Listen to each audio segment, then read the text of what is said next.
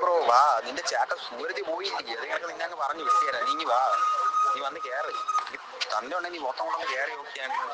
നിന്റെ ചേട്ടൻ സൂരജിന്റെ മരിപ്പ് ഇപ്പൊ കഴിഞ്ഞിട്ടേ ഉള്ളൂ. അടുത്ത മരിപ്പ് ഉടനെ കാണും അവിടെ കേട്ടാ. നീ ഒന്ന് ഓർത്ത് വെച്ചേരാ കേട്ടാ. നീ പറ്റും ഇപ്പൊ പോത്തം കൊണ്ട് പോകണം. നിനക്ക് തന്ത ഉണ്ടെങ്കിൽ നീ പോത്തം കൊണ്ട് പോകണം. തന്ത നിനക്ക് നിന്റെ അമ്മയെ ഞാൻ നീ പോത്തം കൊണ്ട് വന്നിട്ട് തൊട്ടിട്ട് പോയാണ്. നിനക്ക് പറ്റുമെങ്കിൽ ഇപ്പൊ തിരുവനന്തപുരം ശാസ്താവട്ടത്ത് സുഹൃത്തുക്കൾക്കൊപ്പം കുളിക്കാൻ പോയി അപകടത്തിൽ മരിച്ചു എന്ന് പറയുന്ന സൂരജിന്റെ കൂടെയുണ്ടായിരുന്ന ഒരു സുഹൃത്തിന്റെ ശബ്ദ സന്ദേശമാണ് നമ്മളിപ്പോൾ കേട്ടത്. അതായത് സൂരജ് മരണപ്പെട്ടു, അതുപോലെ നീയും അല്ലെങ്കിൽ നിന്റെ കുടുംബത്തിൽ മറ്റാരുടെയെങ്കിലും മരണം ഇനി വൈകാതെ തന്നെ കാണാമെന്ന് സൂരജിന്റെ ബന്ധുവിനോട്, സൂരജിന്റെ സുഹൃത്തായിട്ടുള്ള ഒരു കുട്ടിയോട് പറയുന്ന ശബ്ദ സന്ദേശമാണ് നമ്മളിവിടെ കേട്ടത്. അതുമാത്രമല്ല, ഈ ഒരു വിഷയത്തിൽ കൃത്യമായിട്ടുള്ള സംശയങ്ങൾ ആരോപിച്ച് സൂരജിന്റെ ഒരു ബന്ധു നമ്മൾക്ക് മുന്നിലേക്ക് വന്നിരുന്നു. ആ ബന്ധുവിനെതിരെ അത്തരത്തിൽ നമ്മളോട് പ്രതികരിച്ചതിന്റെ ഭാഗമായിട്ട് ചില ആളുകൾ, ഈ സുഹൃത്തുക്കളുടെ ഗ്യാങ്ങിലുള്ള ചില ആളുകൾ ഇവരുടെ വീട്ടിൽ ചെന്ന് ഭീഷണിപ്പെടുത്തുകയടക്കം ചെയ്തതായിട്ടുള്ള റിപ്പോർട്ടുകളാണ് പുറത്തു വന്നത്. നിലവിൽ സൂരജിന്റെ മരണവുമായി ബന്ധപ്പെട്ട നിരവധി സംശയങ്ങൾ ഉന്നയിച്ചുകൊണ്ട് ബന്ധുക്കൾ രംഗത്ത് വരുമ്പോൾ എന്താണ് ഇതിന് പിറകിലുള്ള ഒരു വസ്തുത, പോലീസിന്റെ ഭാഗത്തു നിന്ന് എന്താണ് നടപടി എന്നറിയാൻ വേണ്ടി നമ്മൾ കഴക്കൂട്ടം പോലീസ് സ്റ്റേഷനിൽ ബന്ധപ്പെടുകയും അതിന്റെ അന്വേഷണ ചുമതലയുള്ള ഉദ്യോഗസ്ഥനുമായി നമ്മൾ സംസാരിക്കുകയും ചെയ്തു. ഫോൺ റെക്കോർഡ് ചെയ്യട്ടെ എന്ന് ചോദിച്ചപ്പോൾ അദ്ദേഹം വേണ്ട എന്നാണ് പറഞ്ഞതെങ്കിലും അദ്ദേഹം പറയുന്നത് പ്രകാരം കൃത്യമായിട്ടുള്ള അന്വേഷണങ്ങൾ ഈ ഒരു കേസിൽ നടക്കുന്നുണ്ടെന്നും ഇത് സ്വാഭാവികമായിട്ടുള്ള ഒരു മരണമാകാനാണ് സാധ്യത. ഒരുപാട് ഇത്തരത്തിലുള്ള മുങ്ങി മരണങ്ങളൊക്കെ കണ്ടതുകൊണ്ട് തന്നെ ഈ സൂരജിന്റെ മരണത്തിൽ അത്തരത്തിൽ ദുരൂഹതയൊന്നും കാണാനിടയായില്ല എന്നും ഇൻക്വസ്റ്റ് നടപടിയിലടക്കം കൃത്യതയുണ്ടായിരുന്നെന്നാണ് പോലീസ് പറയുന്നത്. പോലീസ് പറയുന്നത് പ്രകാരം സൂരജിന്റെ മുഖത്തൊന്നും വലിയ പാടുകളൊന്നും ഉണ്ടായിരുന്നില്ല. പോസ്റ്റ്മോർട്ടത്തിലും അത് തന്നെയാണ് ഉണ്ടായത് എന്നൊക്കെ പറയുന്നു. പക്ഷേ സൂരജിന്റെ ബന്ധുക്കൾ നമ്മൾക്ക് കാണിച്ചു തന്നിരിക്കുന്ന ഫോട്ടോയിലൊക്കെ കൃത്യമായിട്ട് കാണുന്നുണ്ട് സൂരജിന്റെ ഈ ഒരു ഭാഗത്തായിട്ടൊരു ഇടി കൊണ്ടതുപോലുള്ള അല്ലെങ്കിൽ ഒരു മോതിരം കൊണ്ട് പറ്റിയിട്ടുള്ള ഒരു പാട്, അതുപോലെ തന്നെ ഇവിടെ ഒരു നല്ലൊരു ചോര കല്ലിച്ചതുപോലുള്ള ഒരു പാട്, അത്തരത്തിൽ സൂരജിന്റെ ശരീരത്തിൽ കൃത്യമായിട്ടുള്ള പാടുകളുണ്ട്. പക്ഷേ ഇതൊന്നും പോസ്റ്റ്മോർട്ടം റിപ്പോർട്ടിൽ കാണിച്ചിട്ടില്ല എന്നതാണ് ഏറ്റവും വലിയ ദുരൂഹമായിട്ടുള്ള സംഭവം. അത് മാത്രമല്ല, പോലീസ് ഇത്തരത്തിൽ നമ്മൾ തുടക്കത്തിൽ കേട്ട ഈ ഒരു വോയിസ് സന്ദേശം, ആ ഒരു ശബ്ദ സന്ദേശത്തിന്റെ അടിസ്ഥാനത്തിൽ ഇത്തരത്തിൽ ഭീഷണികളൊക്കെ ഇതുമായി ബന്ധപ്പെട്ട് ഉണ്ടാകുന്നുണ്ട് എന്ന് പോലീസിനോട് പറഞ്ഞപ്പോൾ അത്തരം കാര്യങ്ങളൊന്നും ഞങ്ങൾക്ക് ഇതുവരെ അറിവില്ല, അല്ലെങ്കിൽ ആ ബന്ധുക്കൾ ഞങ്ങളോട് ഇതുവരെ പറഞ്ഞിട്ടില്ല എന്ന് പറഞ്ഞ് മൊബൈൽ കട്ട് ചെയ്യുന്ന ഒരു രീതിയിലേക്കായിരുന്നു പോലീസ് പോയത്. എന്തായാലും പോലീസിന്റെ ഭാഗത്തു നിന്ന് കൃത്യമായിട്ടുള്ള ഒരു ഇടപെടൽ ഉണ്ടായിട്ടുണ്ടോ എന്നത് പോലീസിന്റെ ഇത്തരം രീതികളിൽ നിന്ന് നമുക്കൊരു സംശയമുണ്ട്. എന്തായാലും കൃത്യമായിട്ടുള്ള അന്വേഷണങ്ങൾ തന്നെ തുടരട്ടെ എന്നാണ് പറയാനുള്ളത്. എങ്കിൽ പോലും ഈ ബന്ധുക്കളുടെ ഈ ഒരു സംശയങ്ങൾ അതൊക്കെ കൃത്യമായിട്ട് ജനങ്ങൾ, മനുഷ്യാവകാശ കമ്മീഷൻ എല്ലാവരും തന്നെ ശ്രദ്ധിക്കേണ്ടതുണ്ട്. ഇവരുടെ ബന്ധുക്കളും സുഹൃത്തുക്കളും പറയുന്നത് പ്രകാരം കാര്യങ്ങൾ ഇങ്ങനെയാണ്. സൂരജിന്റെ മരണത്തിൽ ദുരൂഹതയുണ്ട്. കുളിക്കാൻ പോകുന്നതിനിടെ കൂടെ ഉണ്ടായിരുന്ന സുഹൃത്തുക്കൾ അല്ലെങ്കിൽ അവിടെ എത്തിച്ചേർന്ന സുഹൃത്തുക്കൾ ഇവരാരൊക്കെയോ ചേർന്നാണ് സൂരജിനെ ഇല്ലാതാക്കിയിരിക്കുന്നത് എന്നതടക്കമുള്ള സംശയങ്ങളാണ് ഇപ്പോൾ സൂരജിന്റെ ബന്ധുക്കൾക്ക് ഉണ്ടായിക്കൊണ്ടിരിക്കുന്നത്. എന്തായാലും സൂരജിന്റെ ബന്ധുക്കളുടെ അത്തരം സംശയങ്ങൾ ഇതാണ്. ഈ മാല കിട്ടിയത് കുളത്തിൻ്റെ കരയിൽ നിന്ന് കിട്ടിയ ഇരട്ടക്കുട്ടിയുള്ള ഒരു കൊച്ചിൻ്റെ മാലയാണ്. മോൻ്റെ കൂടെ ഇവിടെ വന്നിട്ടപ്പോൾ ഞാൻ കണ്ടിട്ടുണ്ട്. ആ കൊച്ചിൻ്റെ കഴുത്തിൽ കിടക്കണം. സതീഷ് എന്ന് പറയുന്ന കൊച്ചിൻ്റെ മാലയാണ്. ആ കൊച്ചിൻ്റെ കഴുത്തിൽ കിടക്കണ ഇത് ഞങ്ങൾക്ക് കുളക്കടവിൽ നിന്ന് കിട്ടിയതാണ്. മരിച്ച് 3 ദിവസം കഴിഞ്ഞപ്പോഴത്തേക്ക് ഞങ്ങളൊരു ആൾക്കാർ പോയപ്പോഴത്തേക്കും ഞങ്ങളെ കയ്യിൽ കിട്ടിയ മാലയാണ്. ഇത് ആ കൊച്ചിൻ്റെ കഴുത്തിൽ കിടന്ന മാലയാണ്. ഇത് പൊട്ടി കിടക്കുകയാണ്. ഇതേപോലെ പൊട്ടിയാ കിടന്നത്, ഇങ്ങനെ കിടക്കുകയാണ്. അപ്പോൾ ഈ മാലയും കൂടെ കണ്ടപ്പോൾ എന്തെങ്കിലും സംശയം? ഞങ്ങൾക്ക് സംശയമുണ്ട്, ഉറപ്പായിട്ട് ഞങ്ങൾക്ക് സംശയമുണ്ട്. ഞങ്ങളെ കൊച്ചിനെ കൊന്നതാണെന്ന് ഞങ്ങൾക്ക് സംശയമുണ്ട്. വെള്ളത്തിൽ മുങ്ങി മരിച്ചതാണെങ്കിൽ ഈ അവർ ആരെയും വിളിക്കുകയില്ല, വീണ സ്ഥലം അവർ പറഞ്ഞു കൊടുക്കത്തില്ലേ. ഇവർ അവിടെ ഇത് ഫയർഫോഴ്സ് വന്നപ്പം അവിടെയാണ് ഇവിടെയാണ് എന്ന് 300 സ്ഥലം പറഞ്ഞു കൊടുത്തവർ. എന്നിട്ട് പിന്നെ അവരെ കൊണ്ട് പറ്റാത്തതുകൊണ്ട് അവർ വേറെ ആരെയും വിളിച്ചത്, അവർ വന്ന് മുങ്ങിയെടുത്തത്. എന്നിട്ടും അവർ സ്ഥിരം സ്ഥലം പറഞ്ഞു കൊടുത്തില്ല. അപ്പം അതിൽ തന്നെ ദുരൂഹതയില്ലേ. അതിൽ പിന്നെ തള്ളെ ആരും വിളിച്ചിട്ടില്ല. സൂരജിൻ്റെ അമ്മയെ ഒരു പിള്ളേരും വിളിച്ചിട്ടില്ല. അവന്മാരാരും സ്കൂളിൽ പോകുന്നതുമില്ല. അതുകൊണ്ട് ഞങ്ങൾക്ക് നല്ല സംശയമുണ്ട്. പിന്നെ ആ 2 ഇരട്ട കുട്ടികളെ അച്ഛനും മോർച്ചറിയില്ല ജോലി. അതുകൊണ്ട് പോസ്റ്റ്മോർട്ടം റിപ്പോർട്ട് തിരുത്തിയാണെന്ന് ഞങ്ങൾക്ക് നല്ല ഉറപ്പുണ്ട്. ഇത് പോലീസിനോട് ഇങ്ങനെ ഒരു കാര്യം പറഞ്ഞായിരുന്നു, അതായത് സംശയമുണ്ട്?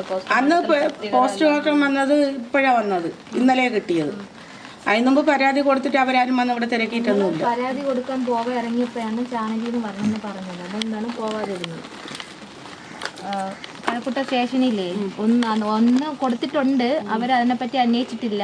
അപ്പോൾ ഇന്നലെ അവിടെ ആശുപത്രി ചോദിച്ചപ്പം പോലീസുകാർക്ക് എപ്പോൾ വേണമെങ്കിലും പോസ്റ്റ്മോർട്ടം റിപ്പോർട്ട് അവിടെ വന്നാൽ അനിവാര്യമാണെന്നാണ് പറഞ്ഞത്. അപ്പോൾ അവർ ഇതുവരെയ്ക്കും അവിടെ നിന്ന് മേടിച്ചിട്ടില്ല. അപ്പം ഞങ്ങൾക്ക് കിട്ടിയതിലെ കോപ്പി വെച്ച് ഞങ്ങൾ ഒന്നുകൂടെ അവിടെ പരാതിപ്പെടാനായിട്ട് പോകാൻ ഇറങ്ങിയതാണ്. സംശയത്തിൽ പ്രധാന കാരണം എന്ന് പറഞ്ഞാൽ മുങ്ങി മരണമെന്നാണ് കൊടുത്തിരിക്കുന്നത്. അപ്പം മുങ്ങി മരിച്ച് വെള്ളം കുടിച്ചിട്ടില്ല റിപ്പോർട്ടിൽ. മുങ്ങി ഇടണമെന്ന് വെള്ളം കുടിക്കാതെ എങ്ങനെയാണ് ഒരാൾ മരിക്കുന്നത്? പിന്നെ അവൻ്റെ കണ്ണിലൊക്കെ മണ്ണുണ്ടായിരുന്നു, മൂക്കിലും ബ്ലഡിൻ്റെ ഇതുണ്ടായിരുന്നു. പിന്നെ ഞങ്ങൾക്ക് അറിഞ്ഞൂടാതുകൊണ്ട് ഞങ്ങൾ അറിയാന്നുള്ളവരെ കൊണ്ട് വായിച്ചപ്പോൾ അവരങ്ങനെയാണ് പറഞ്ഞു തന്നത് ഞങ്ങൾക്ക്. പിന്നെ അതുമല്ല, ഈ പോസ്റ്റ്മോർട്ടം മോർച്ചറിയിലാണ് ഈ കുളിക്കാൻ പോയ 2 കുട്ടികളുടെ അച്ഛന് ജോലി. അപ്പം ഇതിലെന്തോ തിരിമറി നടന്നിട്ടുണ്ടെന്നാണ് ഞങ്ങൾക്ക് സംശയം. കുട്ടി മുങ്ങി മരിച്ചതല്ലായിരുന്നു വിശ്വസിക്കുന്നുണ്ടല്ലോ. അപ്പോൾ എന്തായിരിക്കും സംഭവിച്ചതെന്നാണ് കരുതുന്നത്? സംഭവിച്ചത് എന്തായാലും കുളക്കടവിലെ കരയിൽ അടി നടന്നെന്ന് അടുത്തുള്ള ആൾക്കാരൊക്കെ പറഞ്ഞായിരുന്നു.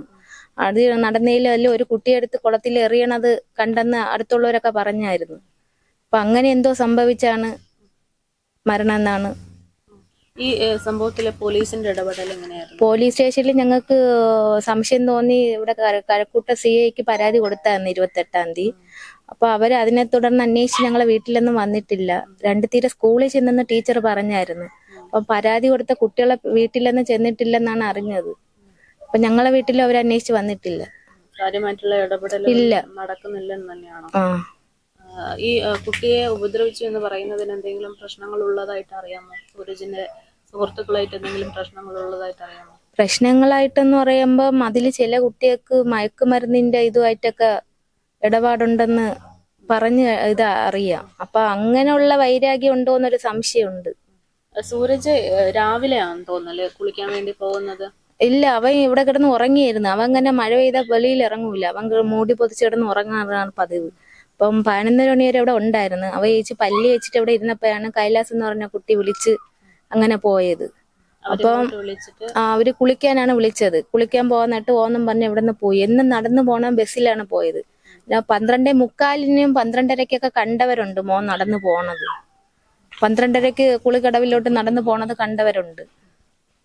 കുളിക്കാൻ പോയ സമയത്തുണ്ടായിരുന്ന സുഹൃത്തുക്കൾക്കൊപ്പം അവിടെ നിന്ന് 2 പേര് കൂടെ ചേർന്നു എന്ന് പറയുന്നത് അതെന്താണ് സംഭവം? അത് ബൈക്കിൽ വന്ന 2 പേരെന്നാണ് പറയണത്. +1-ന് പഠിക്കുന്ന കുട്ടികളെന്നാണ് പറയണത്. അവന്റെ കൂടെ കുളിക്കാൻ പോയ പിള്ളേരാണ് പറഞ്ഞത്. 2 കുട്ടികൾ അല്ലാതെ ചെന്നത് തുണ്ടത്ത് സ്കൂളിൽ +1-ന് പഠിക്കണം എന്നാണ് പറഞ്ഞത്. അവരൊക്കെ പേരുകൾ ഇപ്പൊ അറിയാം. സൂരജിന്റെ ബന്ധു കൂടെ നമ്മളോടൊപ്പം ചേരുന്നുണ്ട്.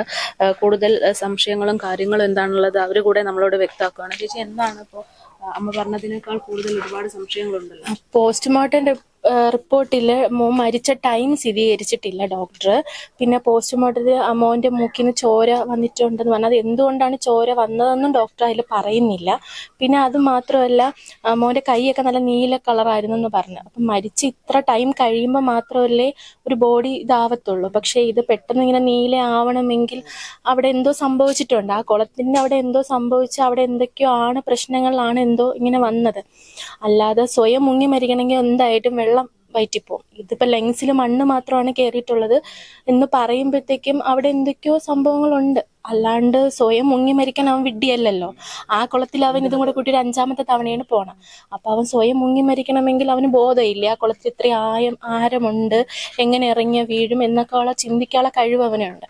അപ്പൊ അവിടെ പോയി അന്വേഷിച്ചപ്പോ പറഞ്ഞത് അവിടെ അടിപിടിയൊക്കെ നടന്നതായിട്ട് പറയുന്നുണ്ട്.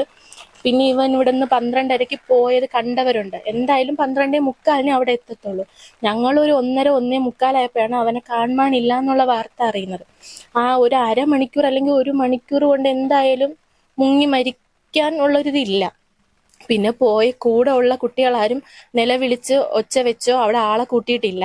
അവര് പറഞ്ഞത് എന്തെന്ന് വെച്ചാൽ അവരിങ്ങ് ജംഗ്ഷനിൽ വന്നാണ് ആളെ വിളിച്ച് കൂട്ടിയെന്ന്. പക്ഷെ നമ്മൾ അന്വേഷിച്ച പറഞ്ഞത് ആ ചുറ്റുപാടും താമസക്കാരുണ്ട്. അവർക്ക് വിളിക്കാനാണെങ്കിൽ അപ്പൊ തന്നെ വിളിച്ച ആളെ കൂട്ടായിരുന്നു. അപ്പൊ അവരത് വിളിച്ചു കൂട്ടിയില്ല. പിന്നെ ഫയർഫോഴ്സ് വന്നപ്പോഴത്തേക്കും അവർ ആ മുങ്ങിയ സ്ഥലം പറഞ്ഞില്ല. ഓരോരുത്തരും ഓരോ ദിക്കാണ് കാണിച്ച. ഇപ്പൊ നമ്മളൊരു 10 പേര് പോകുമ്പോൾ 10 പേര് ഒരുപോലെ പറയണ്ടേ? ഇതിപ്പോ ഓരോരുത്തരും ഓരോ രീതിയിൽ പറയുന്നു. അപ്പൊ അതും ഒരു സംശയമാണ്. പോസ്റ്റ്മോർട്ടം റിപ്പോർട്ടിൽ വന്നതും ഒരു സംശയമാണ്. ഇത് പറഞ്ഞതുപോലെ ചേച്ചി പറഞ്ഞ പോലെ ആ കുട്ടിയുടെ അച്ഛൻ അവിടെ വർക്ക് ചെയ്യുന്നതല്ലേ, അപ്പൊ പിന്നെ അവർക്ക് അത് തിരുത്താൻ വഴിയുണ്ട്. ഡോക്ടർക്ക് സ്വാധീനിക്കാമല്ലോ ഡോക്ടറെയും. പിന്നെ നമ്മൾ പോസ്റ്റ്മോർട്ടം എന്തുകൊണ്ട് ഇത്രയും താമസിച്ചെന്ന് ചോദിച്ചപ്പോൾ അത് ഡോക്ടറെ ഡിപ്പെൻഡ് ചെയ്തിരിക്കും എന്നാണ് അവിടെ പറഞ്ഞത്. ഇപ്പൊ ഞങ്ങളുടെ വീടിന്റെ അടുത്തൊരു കുഞ്ഞ് മരിച്ചിട്ട് 6 ദിവസത്തിനൊരു പോസ്റ്റ്മോർട്ടം റിപ്പോർട്ട് കിട്ടി. ഇവന്റെ ഒരു 27 ദിവസം കഴിഞ്ഞ് കിട്ടുമ്പം ഡോക്ടറെ സ്വാധീനിക്കാനും വഴിയില്ലേ? അതാണ് എനിക്കുള്ള ഡൗട്ട്. ഈ അബദ്ധവശാൽ മുങ്ങി മരിച്ചതാണെങ്കിൽ ശരീരത്തിൽ ഒരു തുള്ളിയെങ്കിലും വെള്ളം കാണണ്ടേ എന്നതാണ് പ്രധാന സംശയം. അതെ, സംശയം. പിന്നെ അത് മാത്രമല്ല, മോനെ കുളത്തിൽ നിന്ന് എടുത്ത് കിടത്തുന്ന ടൈമില് ആ എടുത്ത ഫോട്ടോസ് നമ്മളെ കയ്യിലുണ്ട്. അതിൽ കവിളിന്റെ ഇവിടെ ഒരു മോതിരത്തിന്റെ പാടുണ്ട്. പിന്നെ നെറ്റിയുടെ ഈ ഭാഗത്ത് ചുമന്ന് നീലിച്ച് കിടപ്പുണ്ട്. പക്ഷെ പോസ്റ്റ്മോർട്ടം റിപ്പോർട്ടിൽ കിടക്കുന്നത് ഒരു പാടോ ഒന്നുമില്ല. അപ്പൊ ആ ഡോക്ടറിന് എന്താ കണ്ണില്ലേ പാട് വന്നത് കാണാൻ വേണ്ടിയിട്ട്? മോതിരത്തിന്റെ പാടെന്ന് പറയുന്നത് ഇടികൊണ്ടുള്ളൊരു പാട്. പിന്നെ ഇവിടെയായിട്ട് ചുമന്ന് നീലിച്ച് കിടപ്പുണ്ട്. അപ്പൊ ഡോക്ടർ പറഞ്ഞ ഒരു പാടും ഇല്ലെന്ന്. അപ്പൊ അത്രയും പാട് കിടക്കുമ്പോഴത്തേക്കും ഡോക്ടർ അത് കണ്ടില്ലേ? അതാണ് എനിക്ക് ചോദിക്കാനുള്ളത്. അപ്പൊ നമുക്ക് സംശയമുണ്ട്, പോസ്റ്റ്മോർട്ടം ചെയ്തതിൽ സംശയമുണ്ട്. ഇതിലിപ്പം പ്രധാനമായിട്ടും കുട്ടി മരണപ്പെട്ടത് ഏകദേശം 2 മണിക്ക് അടുത്താണെന്ന് പോലീസ് പറയുന്നുണ്ടല്ലോ. അപ്പൊ പോസ്റ്റ്മോർട്ടത്തിൽ അങ്ങനെ ഒരു സമയം ഇല്ലെന്നാണ്. സമയം എഴുതിയിട്ടില്ല. ആ പോസ്റ്റ്മോർട്ടം റിപ്പോർട്ടിൽ സമയം എഴുതിയിട്ടില്ല. മോന് പോസ്റ്റ്മോർട്ടം ചെയ്യുന്ന ടൈം എഴുതിയിട്ടുള്ളൂ. അവൻ മരിച്ച ടൈം, അതായത് അവര് മരണം സ്ഥിരീകരിച്ച ടൈം അതിൻ്റെ അകത്ത് എഴുതിയിട്ടില്ല. ഇപ്പൊ ഒരു ഡോക്ടർ മരണം സ്ഥിരീകരിച്ചിട്ട് മാത്രമാണല്ലോ ഒരു പോസ്റ്റ്മോർട്ടം ചെയ്യുന്നത്. അപ്പൊ നമ്മൾ പോലീസിനോട് ചോദിച്ചപ്പോൾ അവര് പറഞ്ഞ ടൈമാണ് 2 മണി. പക്ഷെ ഇത് ഡോക്ടർ ടൈം അതിൽ എഴുതിയിട്ടില്ല.